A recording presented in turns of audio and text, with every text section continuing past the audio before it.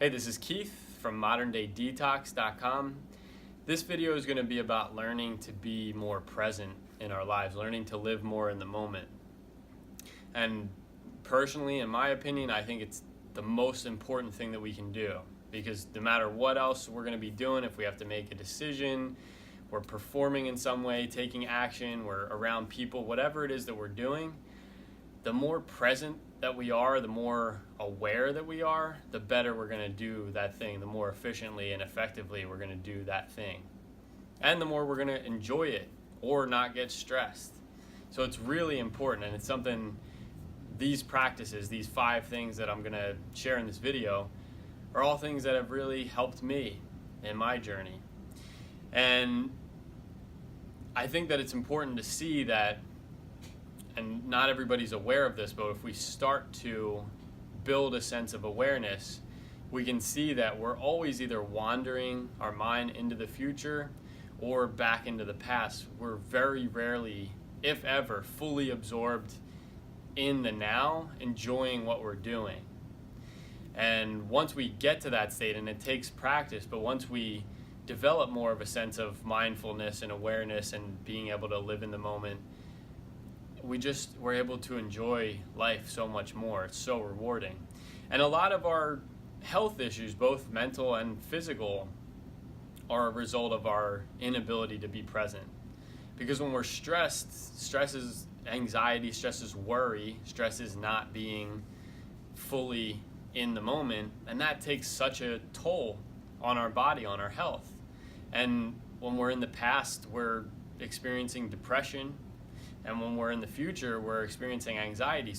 So much of the negative effects or things that are common in our society that we deal with health-wise are a matter of not being able to be present.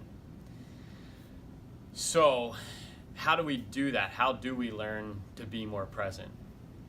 There's obviously tons of tools, tons of ways, tons of more advanced practices. But the things that I'm going to share with you, again, come from my experience. I know that they work and anybody can do them. So number 1 is meditating. And meditating is catching on more. People are starting to do it, but meditation is so powerful. Meditation helps to relieve stress. It helps us to develop the observer's perspective, the perspective where we can take a step back from what's happening and be able to see it from a more objective perspective, so we can see it without getting caught up emotionally, see it more rationally. And it's so helpful in that way. And meditation is just something that once the habit is developed, it becomes a sanctuary in a sense. It becomes a place to go and just breathe and just be. And once you tap into that, I'll speak for myself. Once I tapped into that, having been somebody who grew up in a fast-paced Western society, always striving to do things, it totally changed my life. It continues to change my life. I owe so much of where I'm at and who I'm becoming to meditation. The second thing is to do one thing at a time. And this is another one that's challenging for people because we're so used to multitasking. We're so used to trying to cram as much as we can into whatever period of time we have. But this creates anxiety. This creates us to always be in the mindset of what else can I do? What else do I need to do? What else can I fit into doing right now? Instead of just being fully present. If I'm writing this paper, or I'm making this juice, or preparing this food, washing these dishes, doing that 100%, just giving all the attention. That's the only place that we need to be, is right there. And someone who I like reading very much, Thich Nhat Hanh, I read in one of his books, a disciple or a fellow monk of his would talk about how he would walk around the monastery and just go around to people and ask, "What are you doing?" And their response would always be, "Thank you." Because it was a rhetorical question. It was just a reminder. Just be present with what you're doing. Pay attention 100% to what you're doing. And in terms of doing that versus multitasking, the truth is that it ends up being one and the same anyway. Because when we give all of our attention to one thing, we wind up being able to do it more efficiently, more effectively, more quickly, because we're fully attentive with it. So we don't need to be, we're not making mistakes, we're not doing 3 things at once. We just do that one thing, finish it, and then move on. But it's a great way to develop more presence, to get used to just doing one thing. And there's that saying, the way you do anything is the way you do everything. So when we're multitasking at work or multitasking in any area, it means we're multitasking mentally, even when we're trying to be with our families or our pets or doing something we enjoy.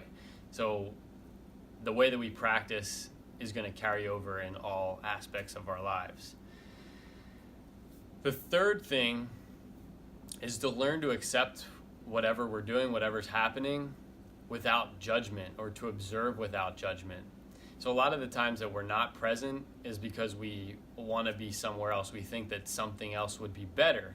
And what causes us to think that way is to judge a situation. This is not good. This is painful. This is stressful. This is annoying.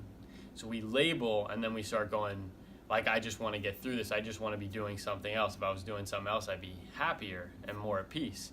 But if we can see what we're doing and accept it without the judgment, so again, take a step back and see it objectively. If we're in pain, just noticing that.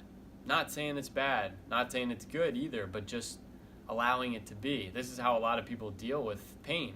But it's the same thing with anything else in our lives, and any other stressful situation. Just allowing it to be there without judgment. And if there's something in that situation or scenario that requires us to do something or to take action, from that place of non-judgment, we will always make a better decision, always be able to act in a way that produces a more beneficial outcome for ourselves and anybody else involved.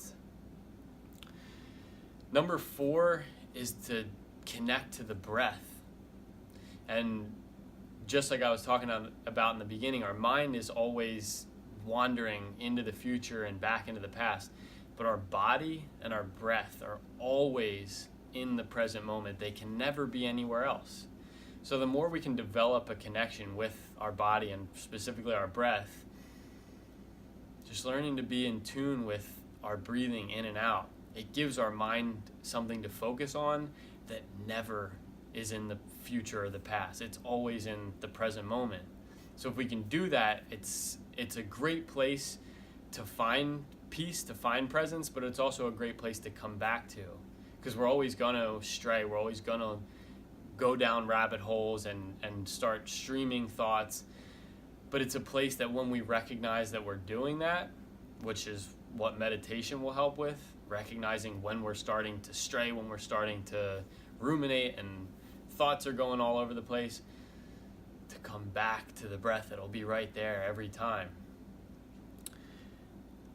And another thing about paying attention to the breath is when we breathe consciously, so many people pay attention to this if you never have, or I suggest, just are always breathing super shallow. And when we do that, it signals to the body in a way that we're not safe in our environment. Because when we breathe shallowly or breathe only into the upper lobes of our lungs, that's what we would do if we were running or if we were in danger. So the more that we can breathe deeply, especially into our belly, and just be conscious of our breath, keeping it at an even pace, keeping it, relatively slow, it helps to send signals to us that all is well, it's okay to relax, it's okay to be at peace, there's nothing that we need to fear. And that's helpful to be in the present moment, because when we feel good and the mind can be calm, we're not all over the place. We're more happy to be. We're more happy just to be here. And then the last thing is to recite a mantra. And there's mantras in basically, as far as I am aware, all religions, all spiritual practices, reciting mantras, which is something that gives our mind something to focus on. It gives us something to repeat that takes the place of all the words and thoughts that are always flowing through our minds. So there's multiple mantras. Like in Tibetan Buddhism, there's Om Mani Padme Hum, so you can just repeat that over and over again. Om Mani Padme Hum, Om Mani Padme Hum. Whatever you're doing, just repeating that will just give your mind something more pleasant to focus on than stressful thoughts, and it'll allow you just to be more in the moment. You can also say something like a Wayne Dyer mantra would be, breathing in, I am. Breathing out, that I am. I am, that I am. There's tons of, you can repeat anything. Ram Dass, I am loving awareness. Just repeating anything over and over again. You can repeat anything you want. I'm here. I am here now. I am here now. Just repeating something, it's going to give the mind something to do, and it's really effective. So those are 5 things. I am positive, confident that if they're used consistently, or if you put them into practice in your life, they will very much help you to develop more presence, more awareness, be able to live more in the present moment. And again, they're things that have really helped me. These are things that I really value. They're very simple. They're things that are often overlooked because we don't have to pay a bunch of money. But once we connect with, again, that stillness, that silence, that slower pace mentally, we start to realize that the simple is what we're really looking for, and everything that we think that we're looking for in the outside world, we really already have within us. And once we connect to that, then the world is ours. Thank you for watching, and have a great rest of your day.